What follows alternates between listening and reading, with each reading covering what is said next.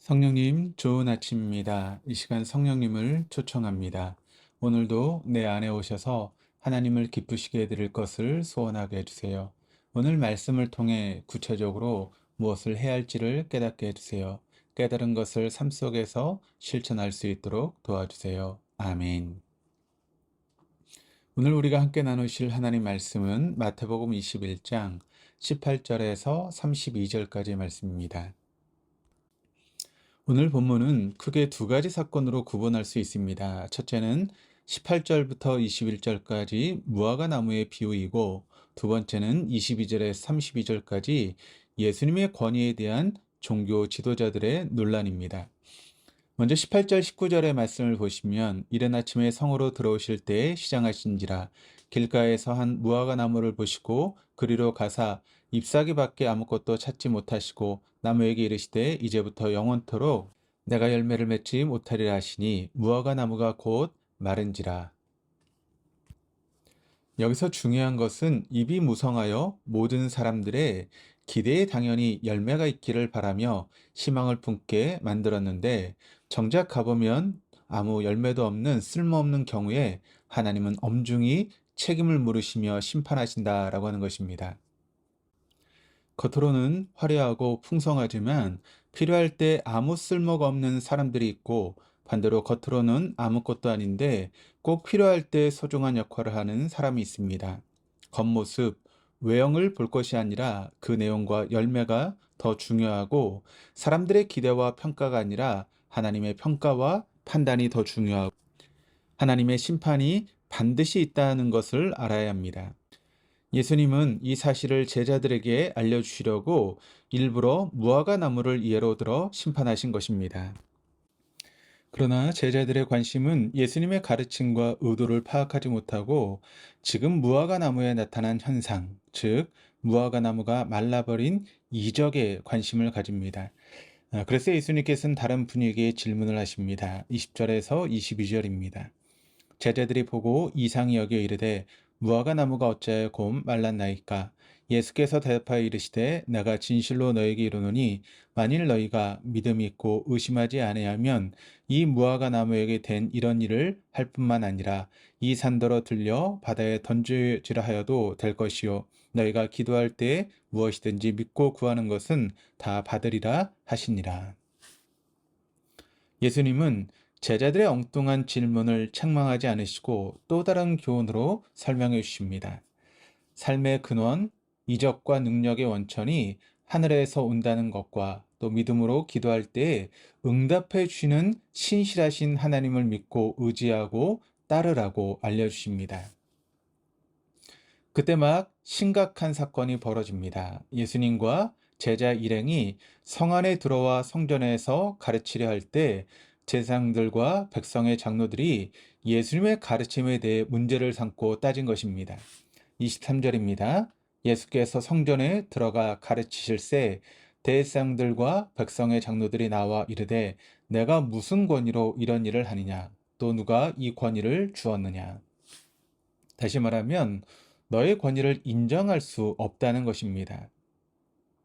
종교적인 권위는 우리에게 있고 정통성도 우리에게 있는데, 내가 갑자기 나타나 성전에서 가르치고 많은 백성들이 너를 따른다라고 하는 것을 그들은 용납할 수 없다는 것입니다. 대제사장과 백성의 장로들은 세상의 권위를 요구하였고 그것을 따졌습니다. 너는 어디 출신이냐? 어느 회의 결정으로 가르칠 자격을 받았느냐라고 하는 것입니다. 그러나 진정한 권위는 하나님에게서 나오며 역사를 이끌어 가시는 하나님의 계획과 통치에서 나옵니다. 그래서 수많은 백성들의 지지와 따름도 하나님으로부터 비롯된 것입니다. 즉, 가르치는 말이 권위가 아니라 그 가르침대로 살고 실행하는가. 거치무성한 잎사귀가 아니라 그 열매, 말이 아니라 얻은 결실로 권위가 확인된다라고 하는 것입니다. 그래서 예수님은 요한의 권위와 영향력을 예로 드시며 그들에게 대항하셨습니다. 그것이 바로 25절에서 27절입니다. 요한의 세례가 어디로부터 왔느냐? 하늘로부터냐? 사람으로부터냐? 그들이 서로 의논하여 이르되 만일 하늘로부터라 하면 어찌하여 그를 믿지 아니하느냐 할 것이요 만일 사람으로부터라 하면 모든 사람이 요한을 선지자로 여기니 백성이 무섭다 하여 예수께 대답하여 이르되 우리가 알지 못하노라 하니 예수께서 이르시되 나도 무슨 권위로 이런 일을 하는지 너희에게 이르지 아니하리라. 대제사장들과 백성의 장로들은 우리가 알지 못하노라 라고 하면서 종교 지도자로서는 부끄럽고 어리석은 대답을 하였습니다. 계산이 빠르고 얄팍한 자기 중심적인 사람들은 자기 장꾀에 넘어갑니다. 이론만 무성하다가 결국엔 우리가 알지 못하노라 하며 미궁에 빠뜨립니다. 자기에게 유리한가 불리한가만 따지다가 본질을 놓쳐버리고 적당히 얼버무리는 것입니다.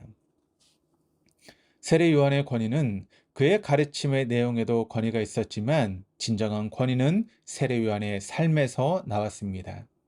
그 당시 대제사장들과 백성의 장로들, 서기관과 바리새인들은 말과 행동, 가르침과 생활이 달랐습니다. 백성들도 그 사실을 다 알고 있었습니다. 종교라는 제도 아래 모두들 회의에 빠져 있었지만 관습과 전통이 묻어 흘러가고 있을 때 세례 요한은 광야에서 메뚜기와 석청을 먹으며 청렴하게 살고 또 선지자요 제사장의 기득권 누리지 아니하고 하나님의 메시지, 구원의 소식과 인생의 회개와 삶의 변화를 선포하였던 것입니다. 예수님이 이에 제자들에게 구체적으로 확증하는 비유를 말씀하십니다. 28절에서 32절까지의 말씀인데 여기서 예수님의 가르침의 핵심은 누가 아버지의 뜻대로 하였느냐라고 하는 것입니다. 아버지의 뜻대로 순종한 사람은 큰아들인가 작은아들인가 또 예수님이 말씀하시는 맏아들과 둘째 아들은 도대체 누구인가 하는 것입니다. 예수님은 분명히 지적하셨습니다. 말만 하고 대답만 하고 실행하지 않는 맏아들은 아니다라는 것입니다. 이 가르침을 오늘 우리 사회나 나 자신에게 적용해야 합니다. 나는 과연 아버지의 뜻대로 하고 있는가? 누가 지금 아버지의 뜻대로 행하고 살고 실천하고 있는가 하는 점입니다. 예수님의 평가는 명확했습니다. 세례 요한이 의의 돌을 가지고 왔을 때라고 하였습니다. 세례 요한이 바른 길, 옳은 길을 걸었고 바르게 가르쳤다라고 하는 것입니다. 그러나 당시의 종교 지도자였던 대제사장들과 백성의 장로들, 서기관과 바리새인들은 예수를 믿지 않았을 뿐만 아니라 배척하였습니다. 이와 반대로 세리와 창녀 등 소외된 사람들은 겸손히 믿고 자신의 삶을 뉘우치고 받아들이며 주의 말씀을 따랐습니다. 무화과 나무를 심판하심으로 교훈을 주고자 하셨던 예수님의 가르침은 하나님의 아들 그리스도의 권위를 부정하며 예수님을 배척하였던 종교 지도자들에게도 적용됩니다.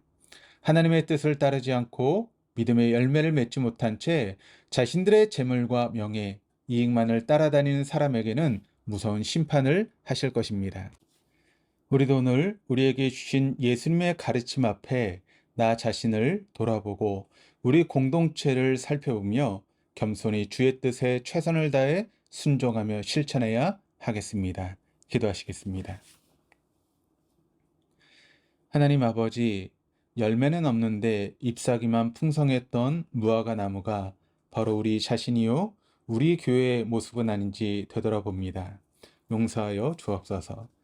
당시 종교 지도자들처럼 하나님의 아들 그리스도의 가르침에는 관심이 없고 종교 행위를 통해 이익을 추구하며 예수님을 배척하였던 우리를 긍휼히 여겨 주옵소서.